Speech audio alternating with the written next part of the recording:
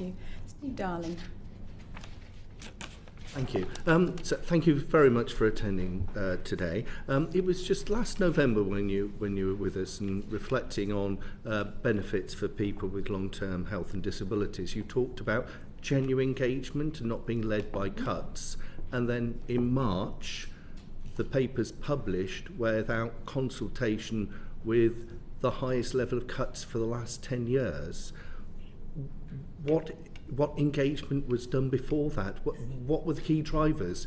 What happened between those times to actually it appears abandonment of those core principles that you had in November to March? What went wrong? You'll forgive me for not agreeing with the characterisation that you put forward.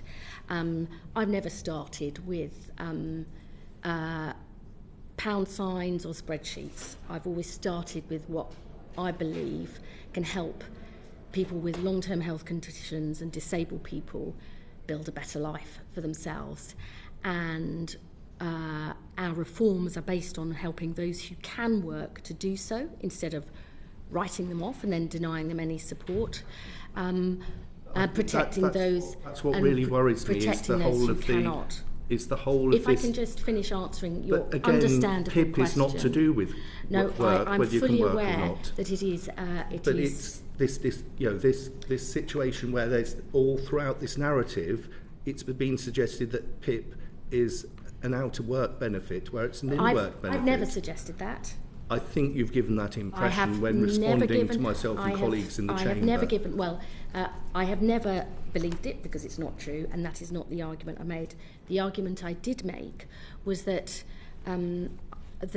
we need to make sure that this absolutely crucial benefit is sustainable for the future, and that a doubling of the number of people on PIP over the last decade, if that were to continue into the future, that my real concern is that the benefit, which is absolutely vital for people, won't continue in future. Now, where we've ended up, I think, is a good position where we will make sure that we work with disabled people, the organisations that represent them, to take a really good long-term look at this benefit, to make sure it really is there for those who need it, and that it reflects, as you will have seen in the terms of reference for the so-called Timms review, that it actually genuinely is there for people who need it in future and takes into account the big changes that we've seen in disability, in society, in the world of work since PIP came into place over a decade ago.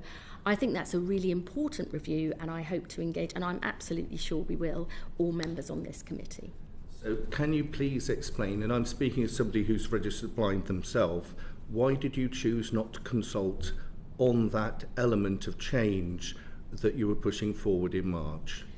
Because it was going through at the time, in primary legislation, and we were consulting, obviously, with Parliament about that. And I actually do not agree that the paper as a whole, the Pathways to Work Green Paper, somehow lacked consultation with disabled people.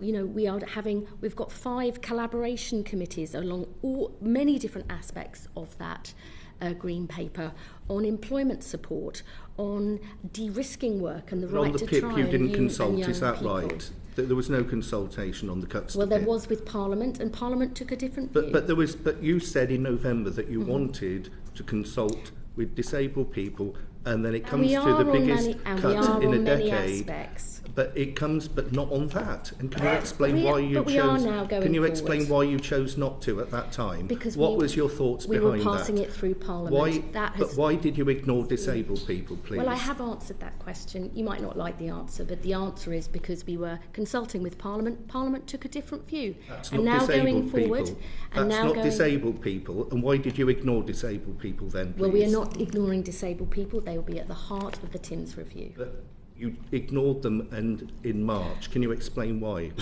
We did not ignore. In fact, you chose not to consult. The very day after we published the Green Paper, myself and Stephen Timms, in the next couple of days, had roundtables with disabled people and the organisations that represent them. So, we would just have to agree to disagree on this. I do not believe that we have failed to consult disabled people on the Pathways to Work Green Paper, and going forward, we are going to be co-producing the review of PIP in the longer term.